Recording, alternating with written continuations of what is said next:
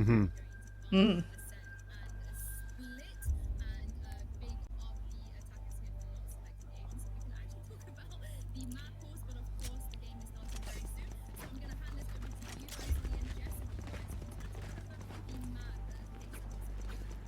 Awesome. Thank you so much, Yinsu. Jess, it is time. You and I kicking it off, and we are starting in the quarterfinals for Cloud9 White, and also, man, I love Fwogs. I almost did the acronym, but we're not going into it. We're looking at Bind. This is actually going to be something very fun because Cloud9 White, this is also going to be the first time in this tournament that we will see Astra. Yeah, that's the huge thing as well. A lot of people aren't going to be familiar with Astra as an agent. You know, even myself, I'm still looking through a lot of the abilities going, all right, how does this affect a round? How are you going to use this, you know, whether it's a retake scenario, whether it's just going to be an execute on the site. How are you going to use Astra? However they use it, I'm interested to see the new meta. Definitely, and Cloud9 White to start things off, we have 4 ladies that are getting ready to go aggressively towards this mid side, and just talking about Astra, as you mentioned here just now, Jess, we do have Astra putting up that first smoke so they could try to hide into it, but things stay quiet as it seems as though for Fwogs, they really want to try to take the extremities. Yeah, why not? Look it over to your little mini-map there. It's a cluster of the blue over towards A, and that's where they want to hold off on to begin with. We said that Fwogs were going to be aware of some of those push points here for C9 White. Are they aware? Yes. Look at Annie. She's surely around A crossfire now, and it looks like a teammate of Katie. She'll come zooming through to make it a play. And this pistol round, I tell you what, I didn't expect, you know, either team to be a bit of a smashing coming into it, Vans, but you know, C9, they're showing that that's why there's C1 team or C2 team coming into this tournament. Definitely, and now Dinos has to pick up the spike. She's on her own with one more teammate, but they are split off across the map. Technically, they do have a sandwich versus Cloud9 White, but it's also a 1 versus 4 on both extremities. So we do have the spike falling back towards the B site. We have Clefairy who's moving back towards the spawn to cut the rotation too, and I love the setup. The camera to watch the rotation, and now the spike is also going to be planted with C9 White coming on the rotation. Well, it's a 2v4. I mean, Vans, what do you expect? Do you think the retake can happen? It's pistol round. You might as well go all the way in. You're not got anything to lose here, really. 100%. They're waiting for the smoke to dissipate. They also have the recon dart that could come out too, and they're just going to drop down. But Clefairy's in the back of the site. That's going to be Katie to fall first.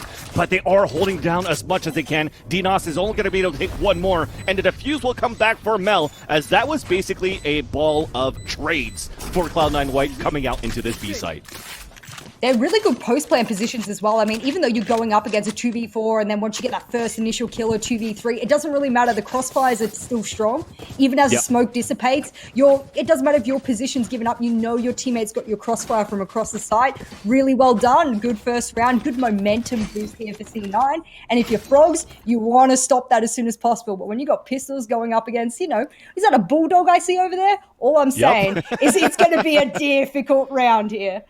The Bulldog picked up by Katie, the latest addition to Cloud9 White, coming over from Counter-Strike Go into this roster. She's been a dominant player in the Counter-Strike scene, playing with Team Mythic, which is Flom's team, and now with C9 White having a full salary, going straight into this game. Being flawless so far for Cloud9 White as Kat gets the first blood down towards short A. Lynn, the first to fall, she was trying to dash through. And you see here for Fwogs, they actually have a triple duelist, so they have to play very aggressively. Oh, that aggression. It didn't really work out in the end, Vance. Look at that. Stuck all the way over in lamps, and that's a flawless round to come out. That is what I expected from a team who gets that momentum from pistol round, goes in the second round. I mean, if you're sitting there going, whoa, C9, they're looking crazy good. Hey, hush down a little bit. It's only been 2 rounds, and the momentum after the pistol round is expected to go into the hands of C9 White. I'm giving it until we got that first gun round when I can really make a good judgment here of Fwogs as to whether they are going to be a serious contender here in this map and into future maps. 100%, because you're looking at Cloud9 White right now. They won the first, they won the second. They pretty much went flawless on that second round too, so they're going to bonus into this round. So even if Fwogs wins this round, they're still going to have a lot of money for C9 White, so the test is not over yet for the ladies over on the attacker side. And Katie is going to try to draw first blood outside towards showers. That control being very important. And a pinch at the same time, so Katie's dashing in from the other extremity, and she's going to get the headshot onto Lynn. Meanwhile, they have dropped down to even the tally up on a 3 versus 3. Ellie trying to watch this flank towards the market side, the wall bang onto Alexis, and things starts very well for Fwogs on a 3 versus 1 remaining. I mean, if you want anyone left on C9 Vans, it's Annie, because she's going to be the one that can absolutely take this cool, calm, collected zoom around the corner, and it's almost like cast a curse. Ali will take her out with a headshot, and Annie can't really do much, and it doesn't matter how well you talk up a player here, Vans. If you've got too many man advantage or woman advantage, what are we going to call this? It's usually the term's man advantage, but yeah, I know. Players advantage. Players advantage. Let's go with that. Yeah, that'll be good. Too many players advantage on the side of Fwogs there. And I said, don't discount Fwogs because they're hopping into the game finally. And what I do like about C9 so far is the past 3 rounds, they've put a lot of emphasis on taking short A control. On the pistol, when they're going to rush through, they could fight back. On the retake on showers, you saw at the beginning when they took Sands, they could actually pinch in towards this area. But finally, now that we have technically a full gun round for both of these teams, it could be kind of low though because they did lose a lot of players for Fwogs. There's going to be more of a default setup now for C9 White. Well, there was a lot of A pressure last round, and it was quite swift this round, taking things a little bit more passively, and that's what I would expect, especially when you want to keep a lot of these weapons. You can look over to Fwogs right now, and they're the ones that want to be able to keep all of the weapons they can. That bolt is going to give a little bit of an indication to C9 White exactly where some of those players are, and I think Alexis will be the first one to have to go head-to-head with the Jet here. This could go really bad or really good really quickly.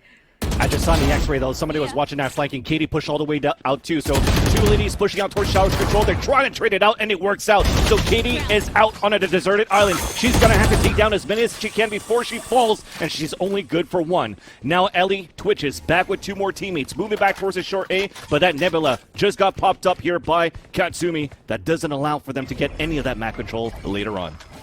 God, Astra's ability is so gorgeous, especially when you hit that bird's eye view on it. Paint shells will rain out. Unfortunately, doesn't get the color that they want. And as a result, now it's going to be an even player count. 20 seconds left, Vans, and you can see that camera feeding all the intel from the good jump, and you can't miss those shots. All of a sudden now it's going to have to be a Sober to try and attempt the retake. As the player goes down, the wallbangs miss, and Vans, this is a tricky retake. Do they have enough utility to work with here? They tried so much. The Sova darts, the 2 shock darts, they couldn't get the wallbang either. And now even the neural theft coming out from Fwogs allows the last 2 to get spotted from C9 White. So they know one's in hookah, one's in spawn. Annie's going to try to move in closely, but there's one just inside the cubby. There's going to be a perfect crossfire set. The first one of the bait, but the flick still comes perfectly out for Annie Dro. She gets both them down. Meanwhile, Cat has dropped the 3rd player. A beautiful retake for C9 White. And now 3-1 also on the scoreboard. Now, this is what we were talking about before. We said that C9 had a great setup for their crossfires. You know what's lacking for Fwogs? Good crossfires. They're set up in really good post-player positions, but no one's acting on the crossfire. You should never let a player cross in the middle of your crossfire and take 2 1v1s. That should never happen, especially when you got numbers advantage there. That's a shame there for Fwogs. That was a round that could have gone their way. Now we're hitting the 3-1 on the scoreboard, and look at the big carry, Katie.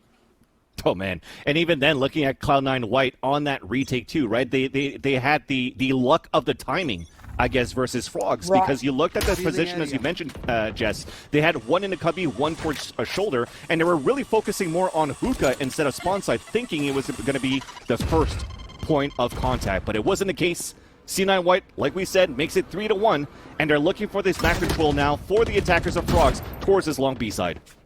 A really good indication that multiple of the attackers were over near that fountain area. We got that drone that spotted that out early on. Does that mean a rotate occurs? Probably not. Maybe they're just sussing out the site as it exists. A dink from across from Hookah is going to alert C9 that, they're a lot closer than they expected. And surely now a couple of the other defenders will work out that they may have to rotate at some point because they don't know if this is a switch and bait yet, Vans. They don't want to be too early on that call.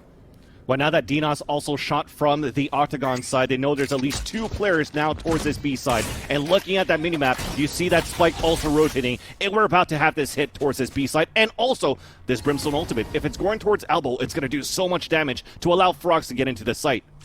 You want to see that pop off. You want to see this be an explosive round, and explosive it will be. Here comes the raise. Oh, but can't make anything out of that. Oh, what a shame. If Katie, she doesn't miss. Look at the headshots raining down. It's a blue tsunami on your kill feed there. And all of a sudden, Katie the carry, she's really going to take this nickname and absolutely run with it. Even then, you mentioned it, Jess, when they were fighting on that long-range battle from Spawns in, also into Hookah versus Ellie Twitches, she was down to 57 HP. So looking back into the Spawn side, for her to still get an ace and still come out with 57 HP, that means that she had perfect cover as well from Mel's cyber cages that were popped up on the right side of the site.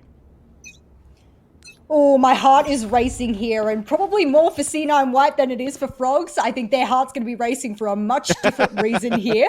They're going to attempt to try and retake some of those rounds and the buffer that they've got between the winning and the losing, at least in this first half. Good early use of some of that utility, especially intel collection. That's what I love to see. We've got the Cypher on both sides of the coin here. And I think what they've been able to do is collect really good intel from those cams. None of it's really come to a T yet. It's mostly come to mechanical fights. But I do think as the rounds sort of slow down a little bit, Cypher's going to become extra important for those flanks as well. 100%. You mentioned it. Sometimes no information is good information too, right? They had the camera towards Sands. Doesn't see anybody, so they know the hit is coming on the A side for C9 White, so they have to defend it. 4 players already rotated on this side, and Junifor as that Phoenix. She's going to put the wall up. We have some stars being popped down too, trying to go with the gravity well, and they push one into the portal to try to fake the rotation for Fwogs, but we are still holding strong for Cloud9 White. The push coming in from the showers. Alexis gets the first blood. We're holding our grounds in the backlines. We're letting them in, and we're also dropping them. Cloud9 taking the advantage.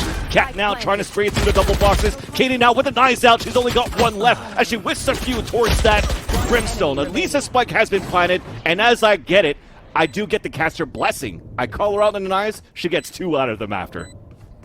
I'll be the one that dips out on the caster curse, and you give the caster blessing. And I think that's how it's going to go for a lot of these rounds from now on, ladies and gentlemen, because, oh my goodness, if it's not me looking at Katie, it's me looking over at Annie, it's me looking over to all C9, wondering whether or not there's really a big weakness that they have yet. Is there a part of them that I'm sitting there going, actually, I don't foresee them winning this map? Well, not so far. They've just been really powerful with the way that they're holding off. I do think, however, it's not fair of me to sort of criticize Fwogs yet, because it's been quite difficult to take the spy, get it in, hold off, and then just attacking rates as a whole. Vans, talk me through, especially for the viewers that don't really know this game very well, attacking win rates can oftentimes be much lower than defending, depending on the map. 100%, and even if you're looking at the situation of the pistol rounds, right? When you're playing a game that's only max rounds 12, then it's also the economy comes into a huge importance into it. So for them to win that gun round versus a bonus, but already comes out on low economy, they're looking low for the rest of the game. That last round that they got a plant for Fwogs, they're on a half buy. So this is finally that their money's right. They have a couple of ultimates to work with where they could definitely try to switch things over and turn things around in their favor. Oh no, especially with that actually it's oh yes, it's an aggressive push from Cat that got denied by Lynn. Hey, both of these jets are popping off with the operator at the moment. That's what we like to see, a good jet with a good operator play. Both of them will get 1 for the piece, and I think overall for now, as things start to quieten down, Showers controllers where they're looking to go. There's 1, but you can't get 2 as it's traded very quickly by Clefairy. Putting a little bit of magic dust over there into Showers, but A is the target, Vans, and they're going to make it happen. Exactly, they cleared it out with the run it back from Juna 4, but the counter comes out from Annie Dro, denying that plant at least for now, and Mel is still alive inside the site. She's trying to hold things down as long as she can to allow the rotation from her teammates, but it doesn't pay off. Cypher diff. Clefairy takes the upper hand, and the spike is now planted as Annie Dro looking for rotation with Katie with the op. She doesn't really have a good line of sight yet, but they can wait it out a little bit longer. They'll get rid of the cam to make sure they're not spotted out. And well, they really do think that there's someone playing mid of sight, but they're not. They're backed all the way up. And in fact, you're going to see them move all the way back towards TP. And well, now they know they can block off the line of sight, possibly even bait the defuse here, Vans. But they have no idea where they are. They're actually all over in lamps. Is that where they are? They know. The recon dart came out too. They know the last players are on turret A. The trade comes out, and he gets the last one. Does she have enough time as it's ticking down onto that spike? It's going to be close, but she should get it now to allow Cloud9 White to move ahead 6-1. Why do I feel like it's just Annie over an A? Always. I mean, like, the utility that you have from Silva, you see how they're setting things up right now for Cloud9 and White, right?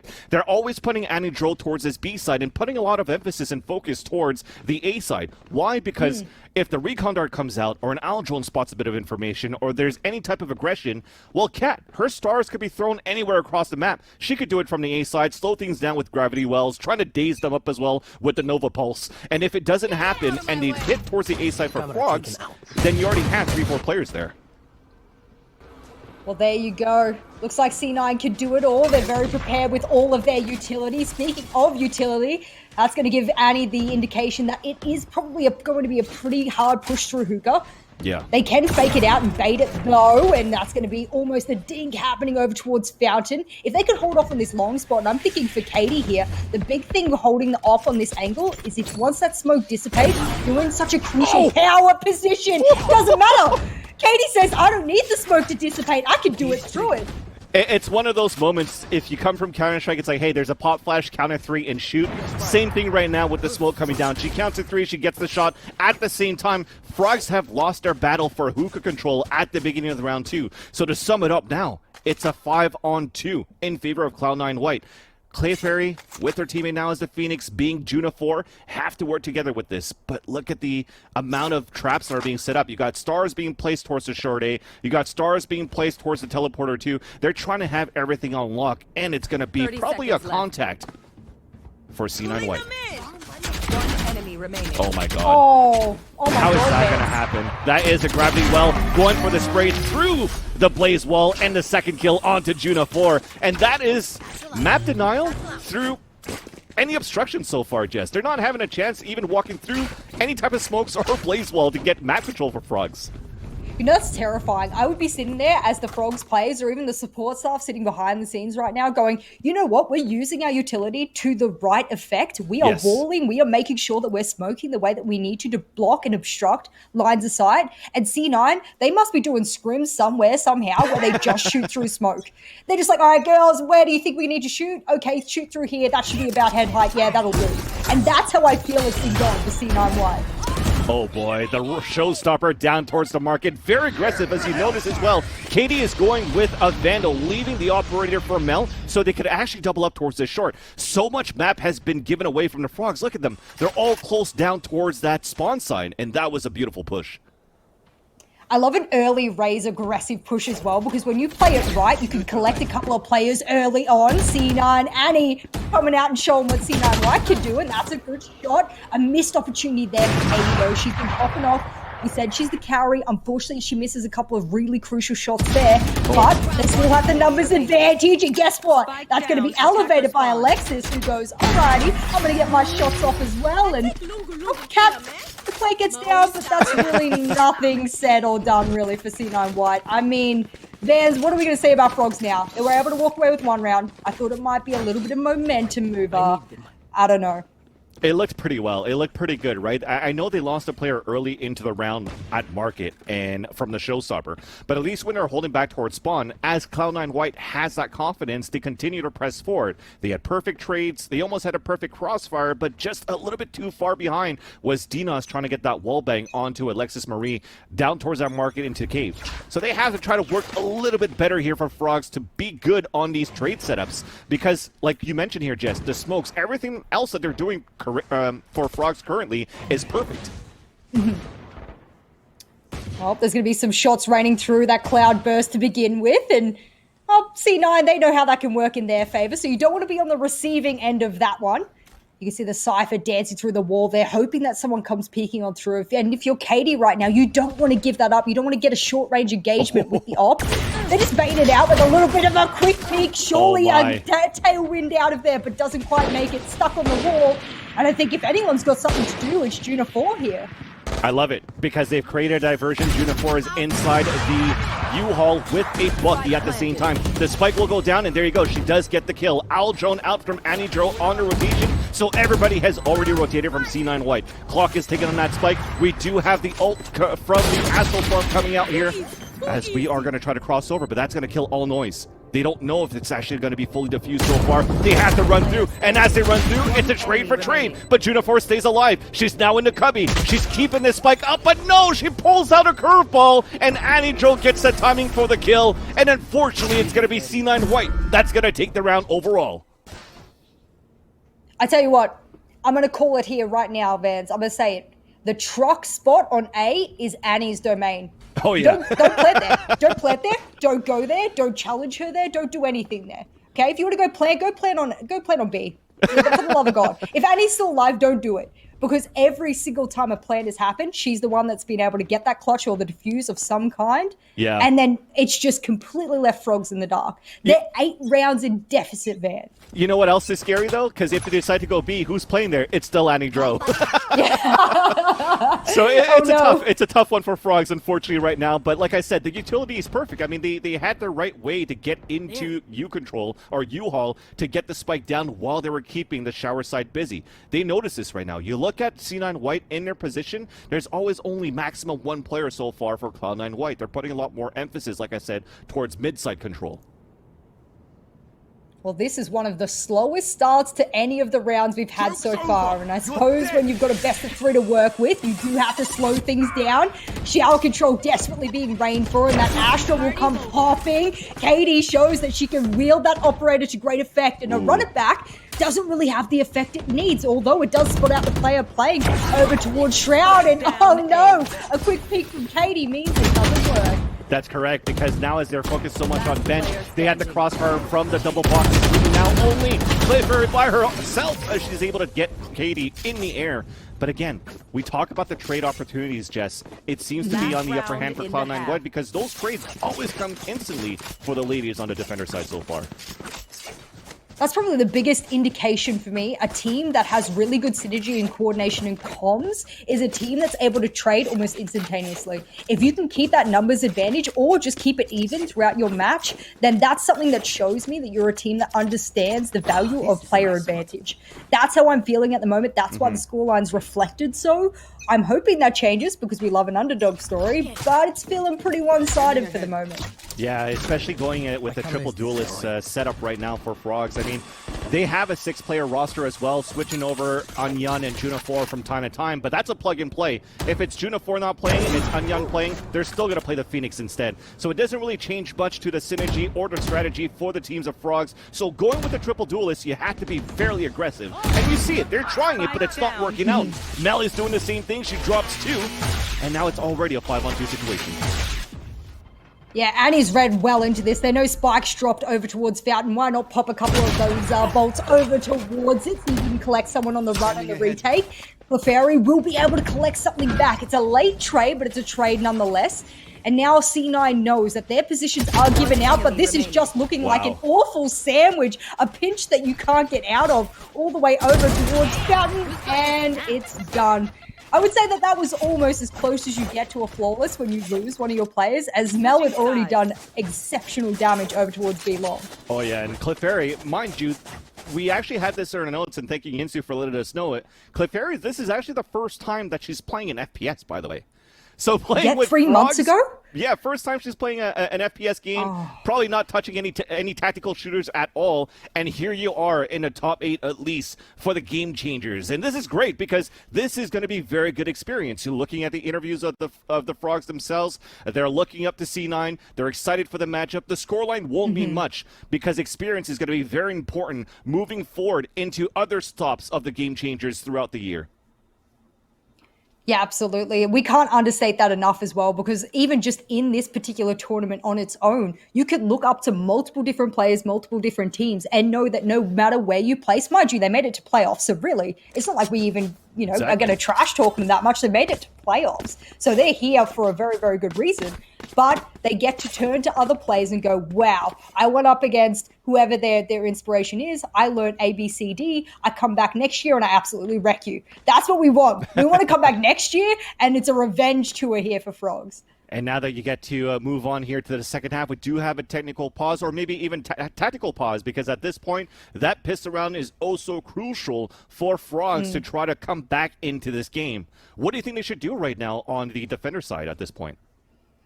I would say it's going to be a lot easier for them, depending on how aggressive we see C9 get. Sometimes when you see a team, they've got quite a big advantage, especially round count-wise. They might just come out and go, let's just go really aggressive really quickly because we can take them off guard. They're already questioning themselves. It's a bit of a mental game that you can instill in multiple tactical FPS games. Here right now, I don't foresee C9 being that way. I still think they will stick to their usual strategies that they would want to employ. They might be a bit more loose about it. So if I'm looking over to Fwogs, I'm saying to them, keep your crossfires in check. Look at your player next to you. Look at when the site is being pushed. Be aware of your utility and your abilities, and make sure you're not just using it willy-nilly. Make sure it means something, and make sure that you can collect up on the trade of your teammate. That's going to even the numbers and give you better chance. It makes sense. They're already doubling up very aggressively towards the shower side, but look at all these stars are already set up here on the A side. The Nebula to come towards heaven, and now the dash from Katie also towards the shower, or towards the U-shaped hallway, sorry,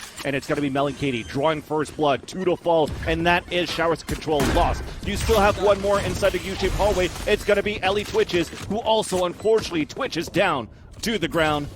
And it's a 5-on-2 now for Cloud9 White, and even Annie Jo continuing with the performance that she has and the confidence that she has to push down towards the spawn, where the last 2 players are coming through. It is going to be that Brimstone moving forward right now as Dinos.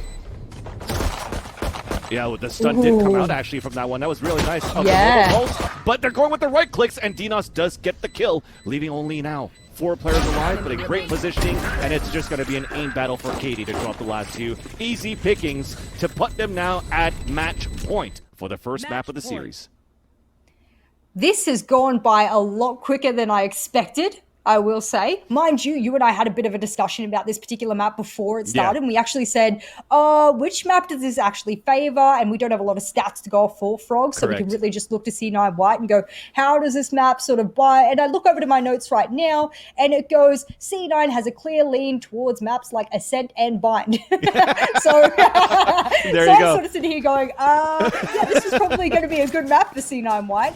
Mind you, they could still pick things up here and sort of redeem themselves a little bit. But when I said that C9 were going to be, I didn't expect them to be aggressive. Yeah, I'm wrong. I'm wrong, Vance. Take it away. There was definitely not enough footage to see how Cloud9 White plays our defender side, because most of the notes that I have is their tendencies on the attack. And this is it right now, pushing as a group. And they are all moving towards this B site. Katie also in the back of the site. First one to drop inside Tune again. She draws first blood here. Spike is about to get planted on the default spot, as we do have Mel as a Cypher of all agents still pushing forward with that Spectre. Gets the first kill onto Dinos, a dink onto a second one. Close range to drop down 2 to 4, and that's an easy triple in the end, catching Lynn off guard on the reload. And the last one to fall, and it's a flawless on top of that to make it 13.